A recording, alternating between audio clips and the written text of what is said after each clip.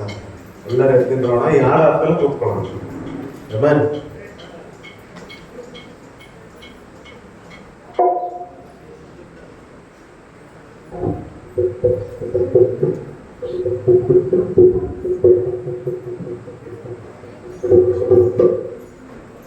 నింగిలోని చంద్రుడా మందగా చంద్రుడా, నింగిలోని చంద్రుడా మందగా చంద్రుడా, నిందలేని సుందరుడా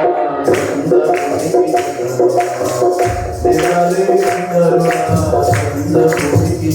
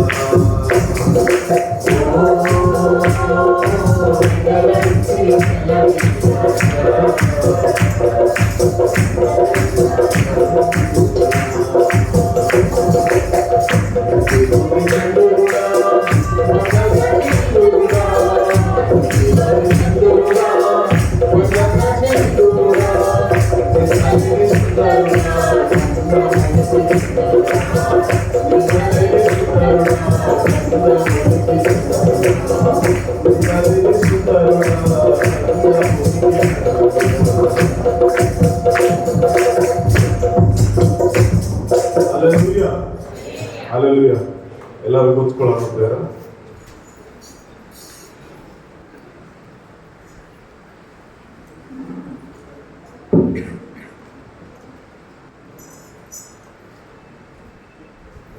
hallelujah.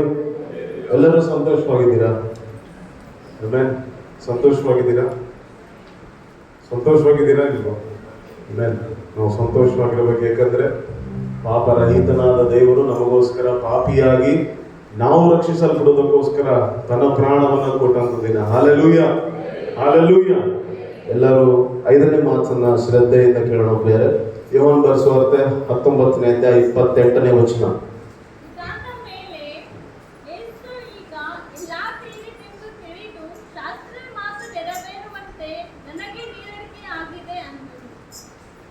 Hallelujah. ಯೇಸು ಕ್ರಿಸ್ತನಿಗೆ Calvary ಕ್ರೂಜೆಯಲ್ಲಿ ನೀರಡಿಕೆ ಆದಂತ ಮಾತನ್ನ ನಾವು ಅದನ್ನ ಧ್ಯಾನಿಸುವಾಗ ಇಲ್ಲ ಓದುವಾಗ ಅದು ನಮ್ಗೆ ಬಹಳ ಸಹಜವಾದಂತ ಮಾತು ಅಂತ ಅನಿಸ್ತದೆ. ಬಟ್ ಆದ್ರೆ ಯೇಸು ಕ್ರಿಸ್ತನ ಯಾವುದು ಕೂಡ ತಾನು ವ್ಯರ್ಥವಾದಂತ ಮಾತುಗಳನ್ನಾಗಿರ್ಲಿ, ಕಾಟಾಚಾರಕ್ಕೆ ಯಾವ ಮಾತುಗಳನ್ನು ಕೂಡ ಆಡಿಲ್ಲ. ಪ್ರಿಯ, ಮಾತನಾಡಿರುವಂತ ಪ್ರತಿಯೊಂದು ಮಾತಿಗೂ ಅರ್ಥವಿದೆ. ಅದು ತಂದೆಯಾದ ದೇವರಿಂದ ಬಂದಂತ ಪ್ರತಿಯೊಂದು ಮಾತು ಆತನ ಬಾಯಲ್ಲಿ ಬಂದಂತ ಮಾತುಗಳು. ಬೇರೆ ಹಲ್ಲೆಲೂಯಾ. ಯೇಸು ಕ್ರಿಸ್ತನು ಆಲ್ರೆಡಿ ಕ್ರೂಜೆಯಲ್ಲಿ 4 ಮಾತುಗಳನ್ನು ಮುಗಿಸಿ 5ನೇ ಮಾತನಾಡುವಾಗ ತಾನು ಎಷ್ಟೋ ಶ್ರಮೆಯನ್ನ, ನಿಂದೆಯನ್ನ, ನೋವನ್ನ, ಮಾನಸಿಕವಾಗಿಯೂ ಶಾರೀರಿಕವಾಗಿಯೂ ಎಷ್ಟೋ ನೋವನ್ನ ಅನುಭವಿಸಿ ಸತತ ಎಷ್ಟೋ ಗಂಟೆಗಳಾದ ಮೇಲೆ ಯೇಸು ಕ್ರಿಸ್ತನು ಕ್ರೂಜಿಗೆ ಬಂದಾಗ ತನ್ನ ದೇಹವೆಲ್ಲ, ಬಾಡಿಯೆಲ್ಲ ಡಿಹೈಡ್ರೇಟೆಡ್ ಆಗಿ ದೇಹದಲ್ಲಿರುವಂತ 6.5 ಲೀಟರ್ ರಕ್ತವೆಲ್ಲ ಸೋರಲ್ಪಟ್ಟಾಗ ಆತನ ಬಾಯಲ್ಲಿ ಬರುವಂತ ಮಾತು ನನಗೆ ನೀರಡಿಕೆ ಆಗಿದೆ ಎಂಬುದಾಗಿ. ಈ ಮಾತನ್ನ ಕೇಳುವಾಗ ನಮ್ಗೆ ಅನಿಸ್ತದೆ ಇದು ಸಹಜವಾಗಿ ದೇವರು ಮಾತಾಡಿರ್ಬೋದು ಅಂತ. ಇಲ್ಲ, ಇದಕ್ಕೆ ಬಹಳ ಅರ್ಥವಿದೆ. ನೋಡ್ರಿ, ಯೇಸು ಸ್ವಾಮಿನ ಹಿಡಿದ ತಕ್ಷಣ ಮೊಟ್ಟ ಮೊದಲನೇದಾಗಿ ಆತನನ್ನ ಅನ್ನ ಹತ್ರ ಕರ್ಕೊಂಡು ಹೋಗ್ತಾರೆ. ಅನ್ನ ಯಾರು ಅಂದ್ರೆ ಕೈಫನ ಮಾವ. ಕಯಫನ ಬಂದ್ಬಿಟ್ಟು ಮಹಾಯಾಜಕರು. ಬೇರೆ ಫಸ್ಟ್ ಅನ್ನ ಹತ್ರ ಕರ್ಕೊಂಡು ಹೋಗ್ತಾರೆ, ಆಮೇಲೆ ಕಯಫನ ಹತ್ರ ಕರ್ಕೊಂಡು ಹೋಗ್ತಾರೆ. ಕಯಫನ ಹತ್ರ ಕರ್ಕೊಂಡು ಹೋದ್ಮೇಲೆ ಇಡೀ ರಾತ್ರಿ ಎಲ್ಲ ಕಯಫನ ಮನೆಯಲ್ಲೇ ಯೇಸು ಕ್ರಿಸ್ತರನ್ನ ಹಿಂಸೆ ಮಾಡ್ತಾರೆ. ಮಾತುಗಳಿಂದ ಆಯ್ತು, ಆತನ ಮುಖದ ಮೇಲೆ ಉಗಿಯುವುದಾಯ್ತು, ಪ್ರತಿಯೊಂದು ಕೂಡ ಕಯಫನ ಮನೆಯಲ್ಲಿ ಮಾಡ್ತಾರೆ. ಅದಾದ್ಮೇಲೆ ಪಿಲಾತನ ಹತ್ರ ಕರ್ಕೊಂಡು ಹೋಗ್ತಾರೆ. ಪಿಲಾತನ ಮತ್ತೆ ಹೆರೋದನ ಹತ್ರ ಕಳಿಸ್ತಾನೆ, ಮತ್ತೆ ಹೆರೋದನ ಮತ್ತೆ ಪಿಲಾತನ ಹತ್ರ ಕಳಿಸ್ತಾನೆ. ಅದಾದ ಮೇಲೆ ಮರಣ ಶಿಕ್ಷೆ ಅಮಲು ಆದ ನಂತರ ಆತನ ಯೇಸು ಕ್ರಿಸ್ತರನ್ನ ಮುಂಜಾನೆ 6 ಗಂಟೆಗೆ ಆತನ ಪಯಣ ಪ್ರಾರಂಭವಾಗ್ತದೆ. ಎಷ್ಟೋ ಸಾರಿ ಬೀಳುವುದು, ಅಂತ ಭಾರವಾದಂತ ಶಿಲುಬೆಯನ್ನು ಹೊತ್ತಿಕೊಂಡು ದಾರಿಯಲ್ಲಿ ನಡಿಬೇಕಾದ್ರೆ ಎಷ್ಟೋ ಸಾರಿ ಬೀಳುವುದು, ಏಳುವುದು, ಮತ್ತೆ ಕೆಲವೊಬ್ಬರ ಆತನನ್ನ ದೂಷಿಸುವುದು, ಕೆಲವೊಬ್ಬರ ಆತನ ಪ್ರೀತಿಯಿಂದ ಮಾತನಾಡಿಸುವುದು, ಇದೆಲ್ಲ ಕಠಿಣವಾದಂತ ಪಯಣ ಆದ ಮೇಲೆ ಯೇಸು ಕ್ರಿಸ್ತನು ಆತನು ಕ್ರೂಜೆಯಲ್ಲಿ ನನಗೆ ನೀರಡಿಕೆಯಾಗಿದೆ ಎಂಬುದಾಗಿ ಇದಕ್ಕೋಸ್ಕರನೇ ಹೇಳಿದ್ದ. ಇಲ್ಲ ಅಂದ್ರೆ ಈ ಶಿಕ್ಷೆಯನ್ನು ಅನುಭವಿಸಿದಕ್ಕೋಸ್ಕರ. ಫಾರ್ ಎಕ್ಸಾಂಪಲ್, ಈಗ ಬೇಸಿಗೆ ಕಾಲ, ನಾವು ಸ್ವಲ್ಪ ಮಾತನಾಡಿದ್ರೆ ನಮ್ಗೆ ಬಾಯಾರಿಕೆ ಆಗ್ತದೆ. ಅಂಥದ್ದು ಎಷ್ಟೋ ಗಂಟೆಗಳ ಕಾಲ ಆತನು ಆ ಒಂದು ದಾರಿಯಲ್ಲಿ ನಡೆಯುತ್ತಾ ಹಿಂಸೆಗಳನ್ನು ಅನುಭವಿಸುತ್ತಾ ಬಂದಾಗ ದಾಹವಾಗುವುದು ಸಹಜ. ಬಟ್ ದಾರಿಯಲ್ಲಿ ಆದಂತ ಹಿಂಸೆಗೆ ಮಾತ್ರ ಆತನು ದಾಹವಾದನು ಎಂಬುದಾಗಿ ಹೇಳಿದ್ನೋ, ಇಲ್ಲಾಂದ್ರೆ ಬೇರೆ ವಿಚಾರ ಇದೆ. ಸ್ವಲ್ಪ ಆಳವಾಗಿ ಹೋಗೋಣ. ನೋಡ್ರಿ, ಯೋಹಾನ ಬರೆಸುವಾರ್ತೆ 4ನೇ ಅಧ್ಯಾಯ 14ನೇ ವಚನದಲ್ಲಿ ಹೇಳ್ತಾನೆ, ನಾನು ಕೊಡುವ ನೀರು ಕುಡಿದವನಿಗೆ ಎಂದಿಗೂ ನೀರಡಿಕೆ ಆಗೋದಿಲ್ಲ. ಮತ್ತೆ ಯೋಹಾನ ಬರೆಸುವಾರ್ತೆ 7ನೇ ಅಧ್ಯಾಯ 37ನೇ ವಚನದಲ್ಲಿ ಹೇಳ್ತಾನೆ, ಯಾವನಿಗಾದರೂ ನೀರಡಿಕೆ ಆದರೆ ಅವನು ನನ್ನ ಬಳಿಗೆ ಬಂದು ಕುಡಿಯಲಿ ಎಂಬುದಾಗಿ ಹೇಳ್ತಾನೆ. ಮತ್ತೆ ನೋಡ್ರಿ, ಆದಿಕಾಂಡ 21ನೇ ಅಧ್ಯಾಯ 8ರಿಂದ 19ನೇ ವಚನ ನೋಡಿದಾಗ, ಕಾಡಿನಲ್ಲಿ ಹಾದೋಳು ತನ್ನ ಮಗನಿಗೆ ನೀರಿಲ್ಲದೆ ತನ್ನ ಪರದಾಡಬೇಕಾದ್ರೆ ಯೇಸು ಕ್ರಿಸ್ತನು ಅಲ್ಲಿ ಆಕೆ ಕಣ್ಣನ್ನ ತೆರೆದು ಬಾವಿಯಲ್ಲಿ ನೀರು ಉಕ್ಕುವ ಹಾಗೆ ಮಾಡಿ ಆತನ ಮಗನ ದಾಹವನ್ನ, ಪ್ರಾಣವನ್ನು ಉಳಿಸಿದಂತ ದೇವರು. ಪ್ರಿಯರ, ಇಸ್ರಾಯೇಲರೆಲ್ಲರೂ ಅಡವಿಯಲ್ಲಿ ಪ್ರಯಾಣವಾಗಿ ಹೋಗುವಾಗ, ಮೋಶೆಯನ್ನು ದೂಷಿಸುವಾಗ, ಮೋಶೆ ಮೇಲೆ ನಾನಾ ತರವಾದ ಅಪನಿಂದನೆಗಳನ್ನು ಹಾಕಿ ನಾವಲ್ಲೇ ಚೆನ್ನಾಗಿದ್ವಿ, ಇಲ್ಲಿ ಕರ್ಕೊಂಡ್ಬಂದು ನಮ್ಮನ್ನು ಸಾಯಿಸ್ತಾ ಇದೆ ಎಂಬುದಾಗಿ ಬೇಡುವಾಗ, ಮೋಶೆ ಹೋಗಿ ದೇವರ ಹತ್ರ ಪ್ರಾರ್ಥನೆ ಮಾಡಿದಾಗ ಆ ಅಡವಿಯಲ್ಲಿ ಕೂಡ ದೇವರು ನೀರನ್ನ ಸೃಷ್ಟಿಸಿದಂತ ದೇವರು ನಮ್ಮ ದೇವರು. ಪ್ರಿಯರ, ಆದ್ರೆ ಕ್ರೂಜೆಯಲ್ಲಿ ಮಾತನಾಡುವಂತ ಮಾತು ನನಗೆ ನೀರಡಿಕೆ ಆಗಿದೆ. ಇದು ಒಂದು ಸಾರಿ ಯೋಚನೆ ಮಾಡಬೇಕಾದ್ರೆ ಅದು ಶಾರೀರಿಕ ಅನುಸಾರವಾಗಿರ್ಬೋದು. ಆತ್ಮಿಕ ಅನುಸಾರವಾಗಿ ಕೂಡ ಎರಡು ರೀತಿಯಲ್ಲಿ ಅರ್ಥವಾಗ್ತದೆ. ಬಟ್ ಯೇಸು ಕ್ರಿಸ್ತನು ಯಾವುದು ಕೂಡ ಶಾರೀರಿಕವಾದಂತಹ ಮಾತುಗಳನ್ನ ಆಡಿಲ್ಲ ಪ್ರಿಯರೇ. ಅದು ಆತ್ಮಗರ್ಭಿತವಾದಂತಹ, ಆತ್ಮಕ್ಕೆ ಹೋಲಿಕೆ ಆಗಿರುವಂತಹ ಮಾತುಗಳನ್ನ ಆತನು ಮಾಡಿದ್ದಾನೆ ಪ್ರಿಯರೇ. ಸೃಷ್ಟಿಯನ್ನ ಸೃಷ್ಟಿಸಿದ ದೇವರು, ಅಗಾಧ ಸ್ಥಳಗಳಲ್ಲಿ ಜಲಗಳನ್ನು ಉಂಟು ಮಾಡಿರುವ ದೇವರು, ಆದಿಯಲ್ಲಿಯೇ ನೀರನ್ನು ಸೃಷ್ಟಿ ಮಾಡಿದ ದೇವರು ಶಿಲುಬೆಯಲ್ಲಿ ಹೇಳುವಂತ ಮಾತು ನನಗೆ ನೀರಡಿಕೆ ಆಗಿದೆ. ಇದು ಯಾತಕ್ಕೋಸ್ಕರ ಹೇಳಿದ್ರು ಯೇಸು ಕ್ರಿಸ್ತನು? ಯಾತಕ್ಕೋಸ್ಕರ ಶಿಲುಬೆಯಲ್ಲಿ ನನಗೆ ನೀರಡಿಕೆ ಆಗಿದೆ ಎಂಬುದಾಗಿ ಯೇಸು ಕ್ರಿಸ್ತನು ಹೇಳಬೇಕಾಯಿತು? ಯಾಕಂದ್ರೆ ಒಂದು ಸಾರಿ ಇನ್ನೊಂದು ಸಾರಿ ಆ ಮಾತನ್ನ, ಆ ವಚನವನ್ನು ಹೋಗೋಣ. 19ನೇ 28ನೇ ವಚನ.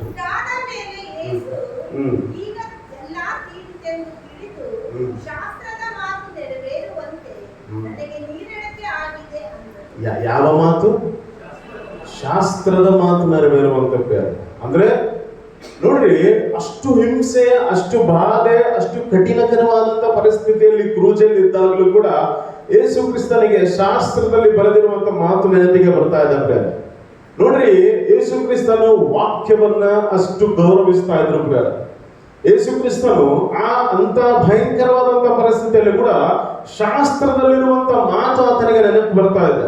ನೋಡ್ರಿ, ಕೀರ್ತನೆಗಳು 22ನೇ ಅಧ್ಯಾಯ 14ರಿಂದ 16 ವಚನ. ಕೀರ್ತನ 22, 14ರಿಂದ 16.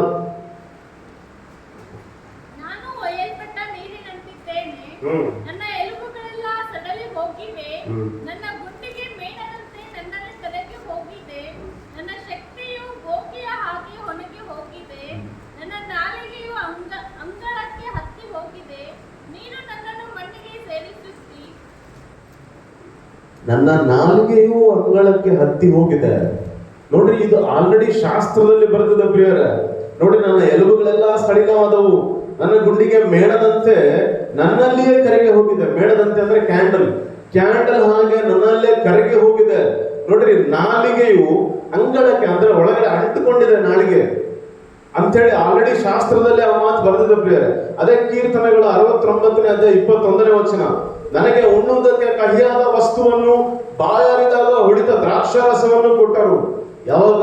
ಯೇಸು ಕ್ರಿಸ್ತನು ಬರುವುದಕ್ಕಿಂತ ಮುಂಚೆ ಕೀರ್ತನೆಯಲ್ಲಿ ಆ ವಾಕ್ಯವು ನೆರವೇರೋದಕ್ಕೋಸ್ಕರ ಯೇಸು ಕ್ರಿಸ್ತನ ಕ್ರೂಜಿಯಲ್ಲಿ ನನಗೆ ನೀರಡಿಕೆ ಆಗಿದೆ ಎಂಬುದಾಗಿ ಮಾತನ್ನು ಹೇಳಿದರು. ಶಾಸ್ತ್ರದಲ್ಲಿ ಬರೆದಿರುವ ಹಾಗೆ, ಶಾಸ್ತ್ರದ ಮಾತು ನೆರವೇರುವ ಹಾಗೆ ಯೇಸು ಕ್ರಿಸ್ತನು ಮಾತನಾಡಿದ ಪ್ರಿಯರೇ. ನೋಡ್ರಿ, ಮತ್ತಾಯನ ಬರೆಸುವಾರ್ಥ 27ನೇ ಅಧ್ಯಾಯ 34ನೇ ವಚನ ಒಂದ್ಸಾರಿ ಓದೋಣ. ಆತನಿಗೆ ಕಹಿ ಬೆರೆಸಿದ ದ್ರಾಕ್ಷಾರಸವನ್ನು ಕುಡಿಯುವುದಕ್ಕೆ ಕೊಟ್ಟರು, ಆತನು ಅದನ್ನು ರುಚಿ ನೋಡಿ ಕುಡಿಯಲೊಲ್ಲದೆ ಇದ್ದನು. ನೋಡ್ರಿ, ಆತನಿಗೆ ಕಹಿ ಬೆರೆಸಿದ ದ್ರಾಕ್ಷಾರಸವನ್ನು ಕುಡಿದಕ್ಕೆ ಕೊಟ್ಟರು, ಆದ್ರೆ ಆತನ ಅದನ್ನು ರುಚಿ ನೋಡಿ ಕುಡಿಯಲೊಲ್ಲದೆ ಇದ್ದನು ಪ್ರಿಯರೇ.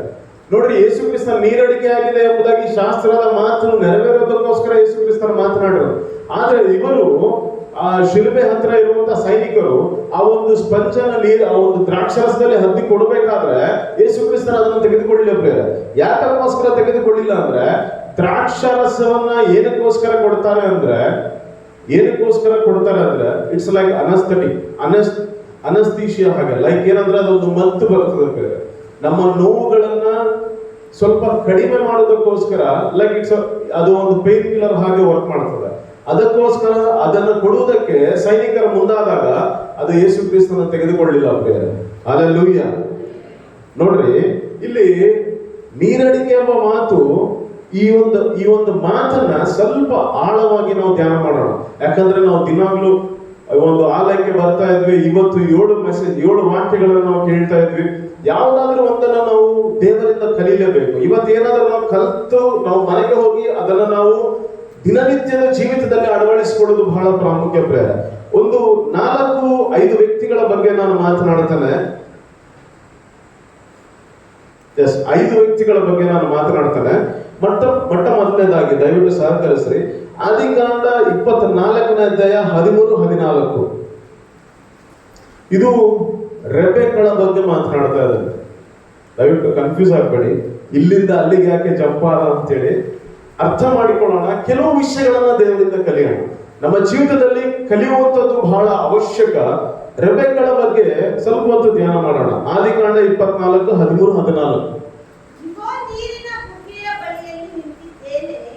ಈ ಊರಿನ ಹೆಣ್ಣು ಮಕ್ಕಳು ನೀರಿಗೆ ಬರುತ್ತಾರೆ, ನಾನು ಯಾವ ಹುಡುಗಿಗೆ ನೀನು ದಯವಿಟ್ಟು ನಿನ್ನ ಕೊಡವನ್ನು ಇಳಿಸಿ ನನಗೆ ಕುಡಿಯುವುದಕ್ಕೆ ಕೊಡು ಎಂದು ಹೇಳುವಾಗ ನೀನು ಕುಡಿಯಬಹುದು ಮತ್ತು ನಿನ್ನ ಒಂಟೆಗಳಿಗೂ ನೀರು ಕೊಡುತ್ತೇನೆ ಅನ್ನುವಳು. ಅವಳೇ ನಿನ್ನ ದಾಸನಾದ ಇಸಾಕನಿಗೆ ನೀನು ನೇಮಿಸಿರುವ ಕನ್ನಿಕೆಯಾಗಲಿ. ನನ್ನ ದಣಿಯ ಮೇಲೆ ನಿನ್ನ ದಯವದೆ ಎಂದು ಇದರಿಂದ ನನಗೆ ಗೊತ್ತಾಗುವುದು ಅಂದಳು. ನೋಡ್ರಿ, ಇದು ಯಾವ ಸಿಚುವೇಶನ್ ಅಂತ ಆಲ್ರೆಡಿ ಎಲ್ಲರಿಗೂ ಗೊತ್ತಾಗಿರ್ಬೋದು. ಅಬ್ರಹಾಮನ ಮಗನಿಗೋಸ್ಕರ ಎಲಿಯಾಜರನು ಒಬ್ಬ ಹುಡುಗಿಯನ್ನು ವಿವಾಹ ಮಾಡೋದಕ್ಕೋಸ್ಕರ ಒಬ್ಬ ಹುಡುಗಿಯನ್ನು ಹುಡುಕುವುದಕ್ಕೆ ಹೋಗಿದ್ದಾನೆ. ಒಂದು ಬಾವಿ ಹತ್ರ ಕೂತಿದ್ದಾನೆ. ಆತನು ದೇವರ ಹತ್ರ ಒಂದು ಮಾತನಾಡ್ತಾನೆ, ದೇವರೇ, ಯಾರು ಮೊದಲು ಬರ್ತಾರೋ ಅವರಿಗೆ ನಾನು ನೀರು ಕೇಳಿದಾಗ ನನಗೂ ನೀರನ್ನು ಕೊಟ್ಟು ನನ್ನ ಒಂಟೆಗಳಿಗೆ ಯಾರು ನೀರನ್ನು ಕೊಡ್ತಾಳೋ ಅವಳನ್ನೇ ನನ್ನ ಯಜಮಾನನ ಮಗನಿಗೆ ನಾನು ಅವಳನ್ನ ವಿವಾಹಕ್ಕೋಸ್ಕರ ತೆಗೆದುಕೊಂಡು ಹೋಗ್ಬೇಕು ಅನ್ನೋ ಒಂದು ನಿರ್ಧಾರ ನಡೀತದೆ. ನೋಡ್ರಿ, ಇಲ್ಲಿ ರೆಬೆಕ್ಕಳು ಅದೇ 11ನೇ ಅಧ್ಯಾಯ 18ನೇ ವಚನಕ್ಕೆ ಬಂದಾಗ, ಅಲ್ಲಲ್ಲ ಸಾರಿ 24ನೇ ಅಧ್ಯಾಯದಲ್ಲೇ 18 ವಚನ, ಅದೇ 24-18. ಕುಡಿಯಪ್ಪ ಎಂದು ಹೇಳಿ ತಕ್ಷಣವೇ ಕೊಡವನ್ನು ತನ್ನ ಕೈಯ ಮೇಲೆ ಇಳಿಸಿ ಕುಡಿಯ ಕೊಟ್ಟಳು. ನೀರು ಕುಡಿಸಿದ ಮೇಲೆ ನಾನು ನಿನ್ನ ಹೊಟ್ಟೆಗಳಿಗೂ ಬೇಕಾದಷ್ಟು ನೀರು ತಂದು ಕೊಡುತ್ತೇನೆ ಎಂದು ಹೇಳಿ. ಸಾಕು ನೋಡ್ರಿ, ಆತನ ಎಲಿಯಾಜರನು ಕೇಳಿದ ತಕ್ಷಣ ನನಗೆ ನೀರನ್ನು ಕೊಡಮ್ಮ, ಕುಡಿಯುವುದಕ್ಕೆ ದಾಹವಾಗ್ತದೆ ಎಂಬುದಾಗಿ ಹೇಳಿದ ತಕ್ಷಣ ಆ ಸ್ತ್ರೀ ಆ ಒಂದು ಬಾವಿ ಆಳದಲ್ಲಿರುವಂತ ನೀರನ್ನ ಸೇದಿ ಫಸ್ಟ್ ಎಲಿಯಾಜರನಿಗೆ ಕೊಡ್ತಾಳೆ. ಕೊಟ್ಟ ಮೇಲೆ ಏನಂತ ಹೇಳ್ತಾಳೆ, ನಿನ್ನ ಒಂಟೆಗಳಿಗೂ ಕೂಡ ನಾನು ದಾಹವನ್ನ ತೀರಿಸ್ತೇನೆ ಅಂತಾಗಿ, ಒಂಟೆ ಅಲ್ಲ, ಆ ಒಂದು ಇಮೇಜ್ ಅನ್ನ, ಆ ಒಂಟೆಗೆ ಎಲ್ಲ ನೀರನ್ನ ನೋಡ್ರಿ, ಒಂಟೆಗಳಿಗೆಲ್ಲ ನೀರನ್ನ ಕುಡಿಸ್ತಾಳೆ. ನೋಡ್ರಿ, ರೆಬೆಕ್ಕಳಿಗಿರುವಂತ ದಾಹ ಎಂತದ್ದು ಅಂದ್ರೆ, ರೆಬೆಕ್ಕಳಿಗಿರುವ ದಾಹ ಎಂತದ್ದು ಅಂದ್ರೆ, ಯಾರಾದ್ರೂ ನೋಡ್ರಿ, ಅವಳು ಏನಾದ್ರೂ ಎಕ್ಸ್ಪೆಕ್ಟೇಷನ್ ಮಾಡಬಹುದಿತ್ತು ಎಲಿಯಾಜರನಿಂದ, ನೀನ್ ಇಷ್ಟು ಹಣವನ್ನ ಕೊಡು.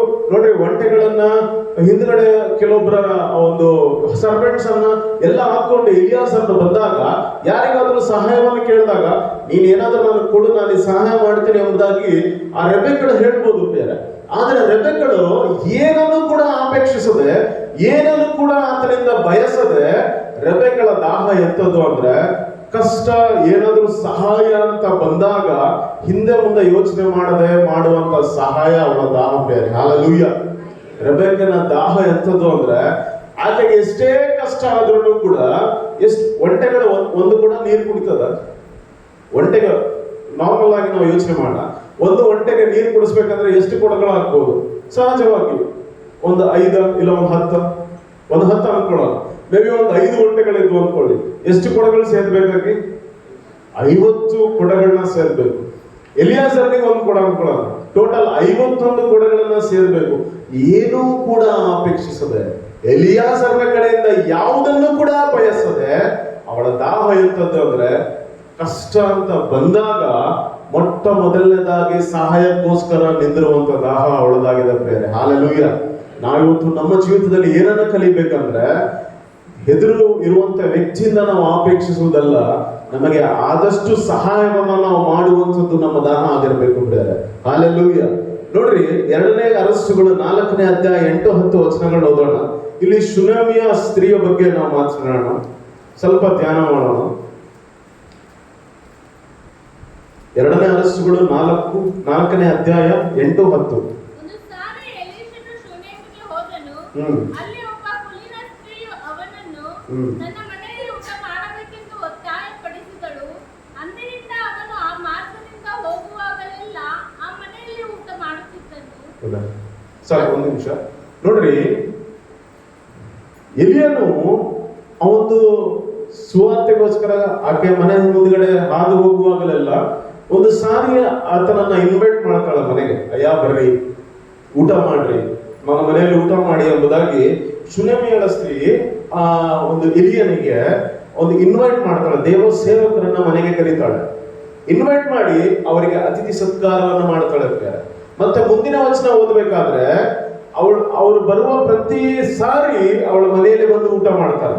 ಮತ್ತೆ ಗಂಡನ ಹತ್ರ ಹೇಳ್ತಾಳೆ, ಮೇಲೆ ಒಂದು ಮನೆಯನ್ನ ಒಂದು ರೂಮ್ ಅನ್ನ ಕಟ್ಸೋಣ, ಈ ದೈವ ಸೇವಕರು ಬಂದಾಗಲೆಲ್ಲ ಆ ಮನೆಯಲ್ಲಿರಲಿ, ಆತನಿಗೆ ಬೇಕಾದ ಎಲ್ಲ ಅರೇಂಜ್ಮೆಂಟ್ಸ್ ನಾವು ಮಾಡೋಣ ಎಂಬುದಾಗಿ ಗಂಡನ ಹತ್ರ ಮಾತನಾಡಿ ಆತನು ಬಂದಾಗಲೆಲ್ಲ ಇದ್ದಕ್ಕೋಸ್ಕರ ಒಂದು ರೂಮ್ ಅನ್ನ ಏರ್ಪಾಟು ಮಾಡಿ ಕೊಡ್ತಾಳೆ. ನೋಡ್ರಿ, ಈಕೆ ತನಗೆ ಒಂದು ಕೊರತೆ ಇದೆ. ಏನ ಕೊರತೆ? ಶುನೇಮಿಯಳ ಸ್ತ್ರೀಯಳ ಒಂದು ಕುಟುಂಬದಲ್ಲಿ ಗಂಡ ಹೆಂಡತಿ ಮಧ್ಯದಲ್ಲಿ ಒಂದು ಕೊರತೆ ಇದೆ. ಏನ ಕೊರತೆ? ಅವಳಿಗೆ ಮಕ್ಕಳಿಲ್ಲದೆ ಇರುವಂತ ಕೊರತೆ ಇದೆ. ಆದ್ರೂ ಕೂಡ ದೈವ ಸೇವಕನಿಂದ ಏನು ಕೂಡ ಆಕೆ ಅಪೇಕ್ಷಿಸಲಿಲ್ಲ. ನೀನು ನನಗೆ ಆಶೀರ್ವಾದ ಮಾಡು, ಇಲ್ಲ ನನಗೆ ಮಕ್ಕಳಿಲ್ಲ ಅದಕ್ಕೋಸ್ಕರ ನೀನು ಪ್ರೇಯರ್ ಮಾಡು, ಏನು ಕೂಡ ಏನು ಕೂಡ ಅವಳು ಅಪೇಕ್ಷಿಸಲಿಲ್ಲ ಪ್ರಿಯರೇ. ಆದ್ರೆ ಅವಳ ದಾಹ ಎಂತದ್ದು ಅಂದ್ರೆ ಏನನ್ನೂ ಅಪೇಕ್ಷಿಸದೆ ಬಂದಂತ ದೈವ ಸೇವಕರಿಗೆ ಮಾಡುವ ಅತಿಥಿ ಸರ್ಕಾರದಲ್ಲಿ ಅವಳು ಎತ್ತಿದ ಕೈ ಪ್ರಿಯರೇ. ಹಲ್ಲೆಲೂಯಾ. ಅವಳ ದಾಹ ಎಂತದ್ದು ಅಂದ್ರೆ ಅವಳಿಗಿರುವುದನ್ನು ಕೂಡ ಲೆಕ್ಕ ಮಾಡದೆ ಖರ್ಚು ಮಾಡಿ ಬಂದಂತ ಸೇವಕರನ್ನು ನೋಡಿಕೊಳ್ಳುವಂತ ದಾಹ ಅವಳದಾಗಿತ್ತು ಪ್ರೇರೆ. ಹಲ್ಲೆಲೂಯಾ. ಮೊಟ್ಟ ಮೊದಲದಾಗಿ ರೆಬೆಕ್ಕಳು ಅವಳು ಕಷ್ಟ ಅಂತ ಬಂದಾಗ ಅವಳು ಸಹಾಯ ಮಾಡೋದಕ್ಕೆ ಮುಂದೆದ್ದು ಪ್ರೇರೆ. ಶುನೇಮಿಯ ಸ್ತ್ರೀಗಳು ಅತಿಥಿ ಸತ್ಕಾರ ಮಾಡೋದ್ರಲ್ಲಿ ಅವಳ ದಾಹ ಮೇಲಾಗಿತ್ತು ಪ್ರೇರೆ. ಹಲ್ಲೆಲೂಯಾ. ಅದೇ ರೀತಿಯಲ್ಲಿ ಆದಿಕಾಂಡ 6ನೇ ಅಧ್ಯಾಯ 13ನೇ ವಚನಕ್ಕೆ ಹೋದಾಗ ಇಲ್ಲಿ ನೋಹನ ಬಗ್ಗೆ ನಾವು ಧ್ಯಾನ ಮಾಡಬಹುದು ಪ್ರಿಯರೇ. ನೋಹನ ಬಗ್ಗೆ ಏನಂತ ಹೇಳ್ತಾನೆ ಅಂದ್ರೆ, ದೇವರು ಈ ಒಂದು ಪ್ರಪಂಚದಲ್ಲಿ ಎಲ್ಲರೂ ನನಗೆ ವಿರುದ್ಧವಾಗಿದ್ದಾರೆ, ಎಲ್ಲವನ್ನ ನಾನು ಮಳೆಯಿಂದ 40 ದಿನ ಮಳೆಯಿಂದ ನಾನು ಎಲ್ಲವನ್ನ ನಾಶ ಮಾಡುತ್ತೇನೆ, ನೀನು ಒಂದು ಹಡಗನ್ನ ಕಟ್ಟಬೇಕು, ಅದರ ಡೈಮೆನ್ಷನ್ಸ್ ಎಲ್ಲ ನೋಹನಿಗೆ ಕೊಡ್ತಾನೆ. ಅಗಲ ಎಷ್ಟಿರಬೇಕು, ಅಡ್ಡ ಎಷ್ಟಿರಬೇಕು, ಹೈಟ್ ಎಷ್ಟಿರಬೇಕು, ಎಷ್ಟು ಅಂತಸ್ತುಗಳಿರಬೇಕು, ಎಷ್ಟು ಕೋಣೆಗಳಿರಬೇಕು, ಪ್ರತಿಯೊಂದು ಕೂಡ ಒಂದು ಗ್ರಾಫ್ ಅನ್ನ, ಒಂದು ಬ್ಲೂ ಪ್ರಿಂಟ್ ಅನ್ನ ನೋಹನ ಕೈಗೆ ಕೊಡ್ತಾನೆ ಪ್ರಿಯರೇ. ನೋಡ್ರಿ, ನೋಹನು ಮಾಡುವಂತ ಕೆಲಸ, ನೋಹನು ಹಡಗನ್ನು ಪ್ರಾರಂಭ ಮಾಡೋದಕ್ಕಿಂತ ಮುಂಚೆ, ಅದೇ ಆದಿಕಾಂಡ 5ನೇ ಅಧ್ಯಾಯ 32ನೇ ವಚನದಲ್ಲಿ ನಾವು ನೋಡ್ತೇವೆ, ನೋಹನು ಹಡಗನ್ನು ಕಟ್ಟುವುದಕ್ಕಿಂತ ಮುಂಚೆ ಆತನ ವಯಸ್ಸು 500. ನೋಹನ ಹಡಗ ಕಟ್ಟಿದ ಮೇಲೆ ಪ್ರಳಯ ಬರುವುದಕ್ಕಿಂತ ಮುಂಚೆ ಆತನ ವಯಸ್ಸು 600 ಪ್ರಿಯರೇ. ಅಂದ್ರೆ 100 ವರ್ಷಗಳ ಕಾಲ ಯೇಸು ತಂದೆಯಾದ ದೇವರು ಹೇಳಿರುವಂತ ಮಾತನ್ನ ಚಾಚು ತಪ್ಪದೆ ಮಾಡ್ತಾನೆ ಪ್ರಿಯರೇ. ಇದರಿಂದ ನಾವು ಕಲಿಯೋದೇನಪ್ಪ ಅಂದ್ರೆ, ನೋಹನ ದಾಹ ಎಂತದ್ದು ಅಂದ್ರೆ ವಾಕ್ಯಕ್ಕೆ ಅನುಗುಣವಾಗಿ ನಡೆಯುವಂತ ದಾಹ ಆತನದಾಗಿತ್ತು. ಹಲ್ಲೆಲೂಯಾ. ದೇವರ ಮಾತಿಗೆ ಬೆಲೆ ಕೊಡುವಂತ ದಾಹ ಅವನದಾಗಿತ್ತು ಪ್ರಿಯರೇ. ಯಾಕೆ, ಏನು, ಎತ್ತ, ಏನು ಕೂಡ ಕೇಳದೆ ದೇವರು ಇದನ್ನು ಹೇಳಿದ್ದಾರೆ, ನಾನು ಅದನ್ನ ಮಾಡಲೇಬೇಕು ಎಂಬುದಾಗಿ ನೋಹನ ನಿರ್ಧಾರವಾದ ಪ್ರಿಯರೇ. ನೋಡ್ರಿ, ನೋಹನಿಗೆ ಅದನ್ನ ಹಡಗು ಮಾಡಬೇಕಾದ್ರೆ ಎಷ್ಟೋ ಜನರು ಬರ್ತಾರೆ. 40 ದಿನ ಪ್ರಳಯ ಅಂತೆ, ಮಳೆಯೆಲ್ಲ ಬರ್ತದಂತೆ, ಒಂದು ಪ್ರಪಂಚವೆಲ್ಲ ಮುಳುಗಿ ಹೋಗ್ತದಂತೆ, ಏನು ಹುಚ್ಚ ಇವನು, ಎಷ್ಟೋ ರಕವಾದಂತ ಮಾತುಗಳನ್ನ ಅವನು ಕೇಳಿರ್ಬೋದು ಪ್ರಿಯರೇ. ಅದು ಯಾವುದು ಕೂಡ ಅವನ ತಲೆಗೆ ಹಾಕೊಳ್ಳದೆ, ಮನಸ್ಸಿಗೆ ಹಾಕೊಳ್ಳದೆ, ದೇವರು ಏನನ್ನ ಹೇಳಿದ್ದಾರೋ ಅದನ್ನು ಮಾತ್ರ ಮಾಡ್ತಾ ಇದ್ದಾನೆ ಪ್ರಿಯರೇ. ನಮ್ಮ ಜೀವಿತಗಳಲ್ಲಿ ನಮ್ಮ ದಾಹ ಎಂತದ್ದು? ದೇವರು ಹೇಳುವುದನ್ನ ಚಾಚು ತಪ್ಪದೆ ಮಾಡುವಂತ ಒಂದು ದಾಹ ನೋಹನದಾಗಿತ್ತು ಪ್ರಿಯರೇ. ನೋಡ್ರಿ, 1ನೇ ಸಮುವೇಲ 2ನೇ ಅಧ್ಯಾಯ 12ನೇ ವಚನದಿಂದ 17ನೇ ವಚನವರೆಗೆ ಒಬ್ಬ ವ್ಯಕ್ತಿಗಳನ್ನ ನಾವು ನೋಡ್ತೇವೆ. ಅವ್ರು ಯಾರಂದ್ರೆ ಎಲಿಯ ಮಕ್ಕಳು ಪ್ರಿಯರೇ. ಹಲ್ಲೆಲೂಯಾ. ಇವರು ಯಾಜಕರು. 1ನೇ ಸಮುವೇಲ 2ನೇ ಅಧ್ಯಾಯ 35ನೇ ವಚನ.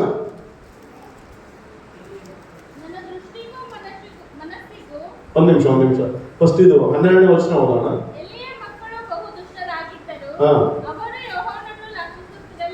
ನೋಡ್ರಿ, ಎಲಿಯನ ಮಕ್ಕಳು ಬಹಳ ದುಷ್ಟರಾಗಿದ್ರು ಅಂತ. ಅವರು ದೇವರನ್ನ ಕೂಡ ಲಕ್ಷ್ಯ ಮಾಡ್ತಿರ್ಲಿಲ್ಲ. ಮುಂದೆ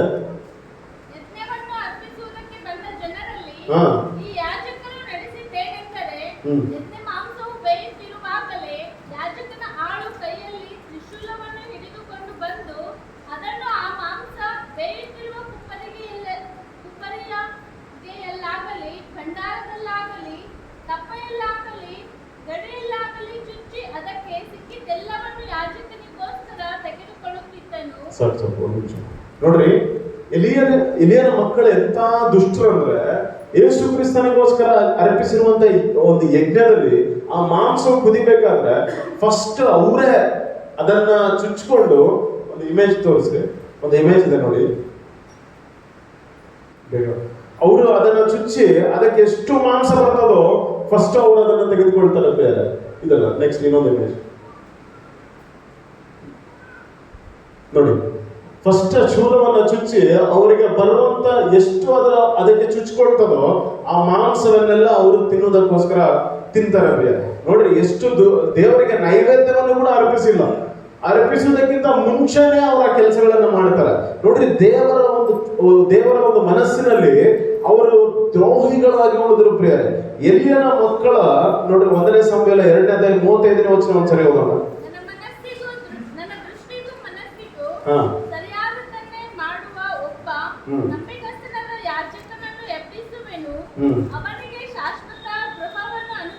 ಇಲ್ಲ, ಅದಕ್ಕಿಂತ 35ನೇ ವಚನಕ್ಕಿಂತ ಸ್ವಲ್ಪ ಮೇಲೆ. ಇದೆಲ್ಲ ನೆರವೇರಬೇಕೆಂಬುದಕ್ಕೆ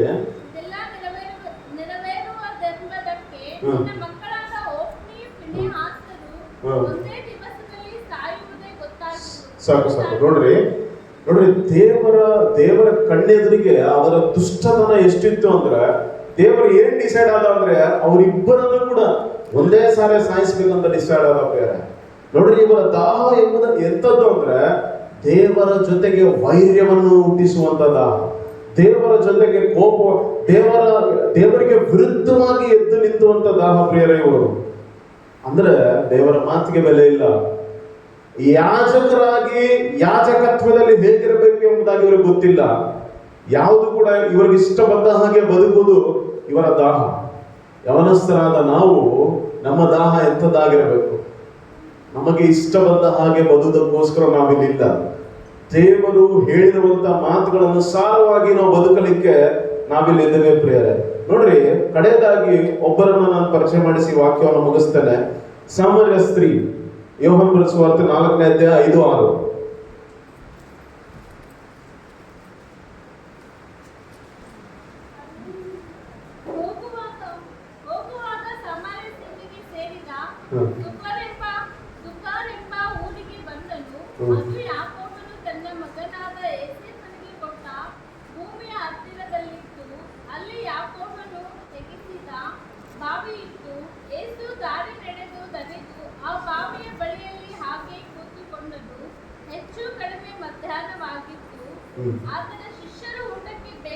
ಸಾಕು, ಒಂದು ನಿಮಿಷ ಅಮ್ಮ, ಅದು ಮ್ಯಾಪ್ ಒಂದು ಇಮೇಜ್ ಇದೆ ಅಲ್ಲ, ಮೊದಲು ನಾನು ನಿಮ್ಗೆ ಅರ್ಥವಾಗಿ ಒಂದು ಮಾತನ್ನ ಹೇಳ್ತಾನೆ. ನೋಡ್ರಿ, ಇದು ಸಾಮರ್ಯದ ಸ್ತ್ರೀ. ಸಾಮರ್ಯಕ್ಕೆ ಯಾರು ಕೂಡ ಹೋಗೋದಿಲ್ಲ ಪ್ರಿಯರ. ಸಾಮರ್ಯಕ್ಕೆ ಯಾರು ಕೂಡ ಹೋಗೋದಿಲ್ಲ. ಯೇಸು ಕ್ರಿಸ್ತನೇ ಒಂದ್ ಕಡೆ ಒಂದು ಮಾತನ್ನ ಹೇಳ್ತಾನೆ. ಏನಂತ? ಸಾಮರ್ಯಕ್ಕೆ ಅನ್ಯ ಜನರೊಟ್ಟಿಗೆ, ಶಿಷ್ಯರಿಗೆ ಹೇಳ್ತಾನೆ, ಅನ್ಯ ಜನರೊಟ್ಟಿಗೆ ಮಾತನಾಡಬೇಡ್ರಿ, ಸಾಮರ್ಯದಲ್ಲಿ ಕಾಲನ್ನು ಇಡಬೇಡ್ರಿ ಅಂತ ಹೇಳ್ತಾನೆ. ಆದ್ರೆ ನೋಡ್ರಿ, ಇಲ್ಲಿ ಒಂದು ಮ್ಯಾಪ್ ಇದೆ. ಇಲ್ಲಿ ಯೇಸು ಕ್ರಿಸ್ತನ ಎಲ್ಲಿಂದ ಎಲ್ಲಿಗೆ ಹೋಗ್ತಾ ಇದ್ದಂದ್ರೆ ಯೂದಾಯದಿಂದ ಗಲಿಲಾಯಕ್ಕೆ ಹೋಗ್ತಾ ಇದ್ದ ಪ್ರಿಯರ್. ಎಲ್ಲಿಂದ ಎಲ್ಲಿ? ಯೂದಾಯದಿಂದ ಗಲಿಲಾಯಕ್ಕೆ ಹೋಗ್ಬೇಕಾದ ಯೇಸು ಕ್ರಿಸ್ತ. ಬಟ್ ಯೂದಾಯದಿಂದ ಗಲಿಲಾಯಕ್ಕೆ ಹೋಗ್ಬೇಕಾದ್ರೆ ಯಾರು ಕೂಡ ಸಾಮರ್ಯವನ್ನ ದಾಟಿ ಹೋಗುದಿಲ್ಲ. ಸಾಮರ್ಯ ಮಧ್ಯದಲ್ಲಿದೆ. ಸಾಮರ್ಯವನ್ನ ದಾಟಿ ಯಾರು ಕೂಡ ಯೂದಾಯಕ್ಕೆ ಹೋಗುದಿಲ್ಲ. ಒಂದ್ ವೇಳೆ ಗಲಿಲಾಯಕ್ಕೆ ಹೋಗ್ಬೇಕು, ಯೂದಾಯದಿಂದ ಗಲಿಲಾಯಕ್ಕೆ ಹೋಗ್ಬೇಕಂದ್ರೆ ಇಲ್ಲೊಂದು ನದಿ ಹರಿತದಲ್ಲ, ಆ ಯೂದಾಯದಿಂದ ನದಿ ಈ ಕಡೆ ಬಂದು ಸ್ಟ್ರೈಟ್ ಆಗಿ ಹೋಗಿ ಮತ್ತೆ ನದಿ ಪಾರು ಮಾಡಿ ಗಲಿಲಾಯಕ್ಕೆ ಹೋಗ್ಬೇಕು. ಪ್ರತಿನಿತ್ಯದ ಪಯಣ ಅದು. ಆ ರೀತಿಯಾಗಿ ಪ್ರಯಾಣ ಮಾಡ್ಬೇಕು. ಯಾಕಂದ್ರೆ ಮಧ್ಯದಲ್ಲಿ ಸಮರ್ಯ ಬರ್ತದೆ, ಅದನ್ನ ದಾಟಿ ಹೋಗ್ಲಿಕ್ಕಿಲ್ಲ. ಯಾಕಂದ್ರೆ ಅಲ್ಲಿ ಕಾಲು ಕೂಡ ಇಡಬಾರ್ದು ಎಂಬುದಾಗಿ ಯೇಸು ಕ್ರಿಸ್ತನ ಹೇಳ್ತಾನೆ. ಬಟ್ ಆವತ್ತಿನ ದಿನ ಯೇಸು ಕ್ರಿಸ್ತನ ಸಮರ್ಯಕ್ಕೆ ಹೋಗ್ತಾನೆ ಪ್ರಿಯರ. ಯಾತಕ್ಕೋಸ್ಕರ ಹೋಗ್ತಾನೆ ಅಂದ್ರೆ ಒಬ್ಬಳನ್ನ ರಕ್ಷಿಸೋದಕ್ಕೋಸ್ಕರ. ಹಲ್ಲೆಲೂಯ! ಒಬ್ಬಳನ್ನ ರಕ್ಷಿಸೋದಕ್ಕೋಸ್ಕರ ಯೇಸು ಕ್ರಿಸ್ತನ ಹೋಗ್ತಾನೆ ಪ್ರಿಯರ. ನೋಡ್ರಿ, ಅದೇ ಯೋಹಾನ ಬರೆದ ಸುವಾರ್ತೆ 4ನೇ ಅಧ್ಯಾಯ 10-11 ವಚನಗಳಲ್ಲಿ ನೋಡ್ತೇವೆ.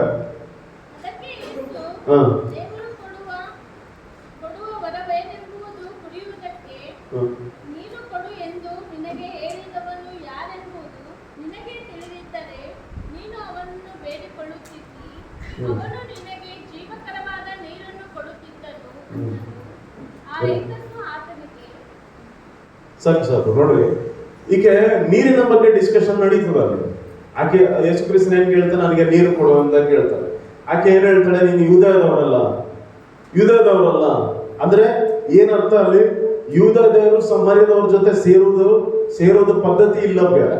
ಆದ್ರೆ ಯೇಸು ಕ್ರಿಸ್ತನ ಯೂದಯನಾದ ಯೇಸು ಕ್ರಿಸ್ತನ ಸಮರ್ಯದಲ್ಲಿ ಆಕೆಗೆ ನೀರನ್ನ ಕೇಳ್ತಾ ಇದ್ದಾರೆ. ನೋಡ್ರಿ, ಆಕೆ ಏನ್ ಹೇಳ್ತಾಳೆ? ಯೇಸು ಕ್ರಿಸ್ತನ ಹೇಳ್ತಾಳೆ, ನಾನು ಕೊಡುವ ನೀರು ನೀನು ಕುಡಿದ್ರೆ ನಿನ್ಗೆ ಎಂದಿಗೂ ನೀರಡಿಕೆ ಆಗುವುದಿಲ್ಲ ಅಂತ ಹೇಳ್ತಾನೆ.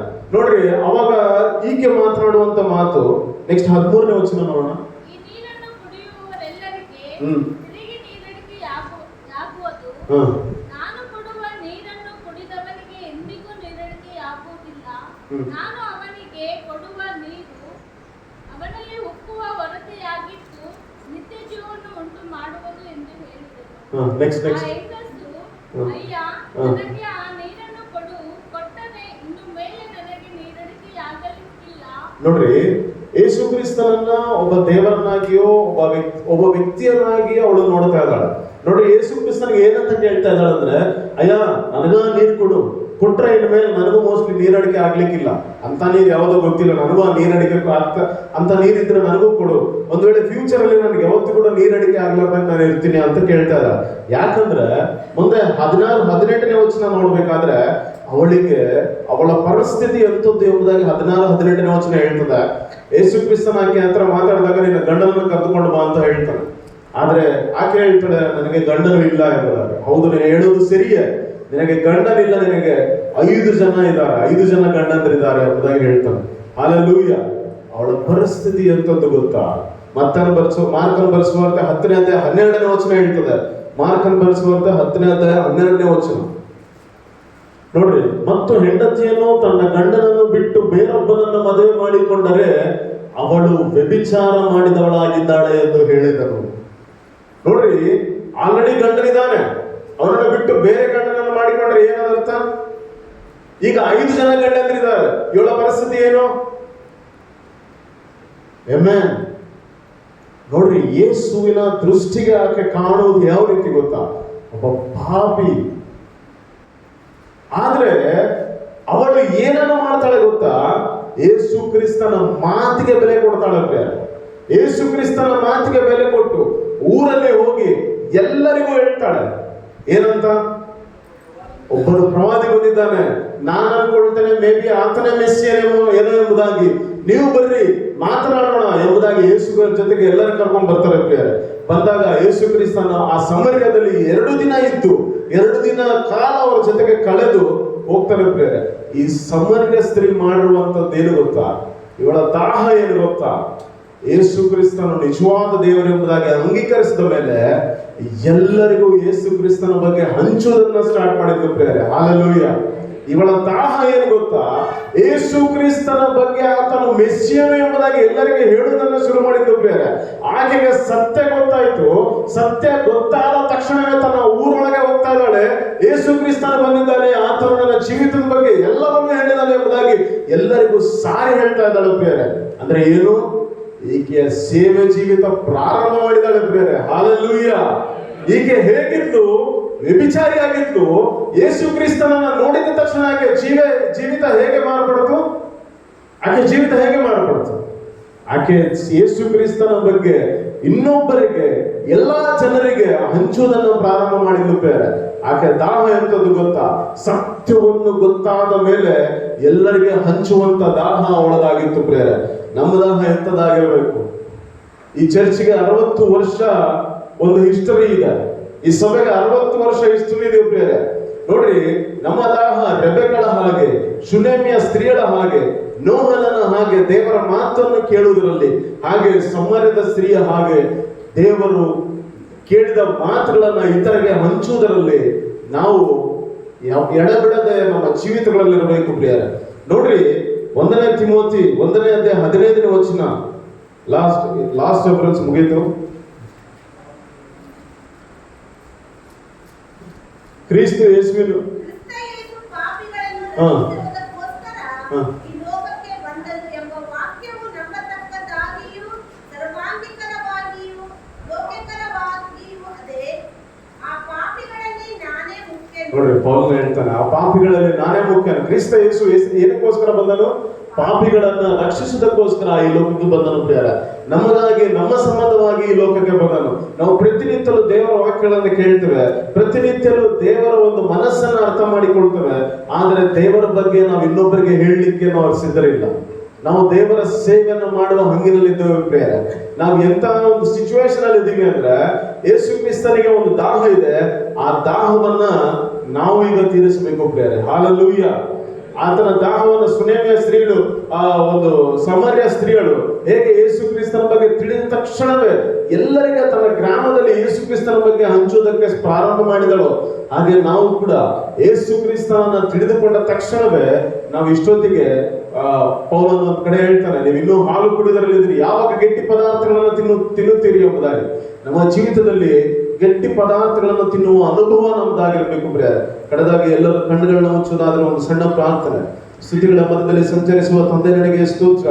ಅಯ್ಯ, ಇಲ್ಲಿಯ ತನಕ ನಮ್ಮನ್ನ ಅದ್ಭುತ ರೀತಿಯಲ್ಲಿ ನಡೆಸಿದಕ್ಕಾಗಿ ನಿನಗೆ ವಂದನೆಗಳನ್ನ ಕೃತಜ್ಞತೆಗಳನ್ನ ಸಲ್ಲಿಸ್ತವೆ ಅಪ್ಪ. 5ನೇ ಮಾತು ಸ್ವಾಮಿ, ನೀನು ನಮ್ಮ ಹತ್ರ ಮಾತನಾಡಿದ ಹಾಗೆ ಅಪ್ಪ ನಮ್ಮ ಜೀವಿತಗಳಲ್ಲಿ ನಾವು ಕೆಲವು ವಿಷಯಗಳನ್ನ ಕಲಿಯಬೇಕು ರಾಶ ಅಪ್ಪ. ಹೌದು ಸ್ವಾಮಿ ಅಪ್ಪ, ನಮ್ಮ ಹತ್ರ ಮಾತನಾಡುವಂತ ಪ್ರತಿ ಮಾತು ಅಪ್ಪ ಈ ಕಿವಿಯಿಂದ ಕೇಳಿ ಈ ಕಿವಿಯಿಂದ ಬಿಡದೆ ಅದನ್ನು ಹೃದಯದಲ್ಲಿ ಅಳವಡಿಸಿಕೊಂಡು ಕರೆದ ನಿನ್ನ ಚಿತ್ತಾನುಸಾರ ಬದುಕಲಿಕ್ಕೆ ನಮಗೆ ಕೃಪೆಯನ್ನು ಅನುಗ್ರಹಿಸಿಕೊಡಬೇಕೆಂಬುದಾಗಿ ಯೇಸು ಕ್ರಿಸ್ತನ ನಾಮದಲ್ಲಿ ಬೇಡಿ ಹೊಂದಿದ್ದೇವೆ ತಂದೆ. ಆಮೆನ್.